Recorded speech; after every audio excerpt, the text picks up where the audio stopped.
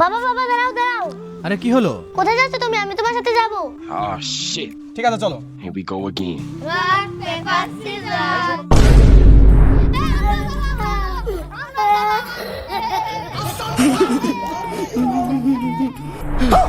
বাবা এখন কি করব? দাঁড়াও, আমার কাছে একটা বুদ্ধি আছে। কি বুদ্ধি? তাহলে শোনো। ঠিক আছে ঠিক আছে বাবা। ঠিক আছে, আসো। এই শোনো তোমরা, আসো আমরা সবাই লুকোচুরি খেলি। ঠিক আছে তাহলে আমি চোখ বন্ধ করছি, তোমরা সবাই পালাও। ঠিক আছে। যাও যাও।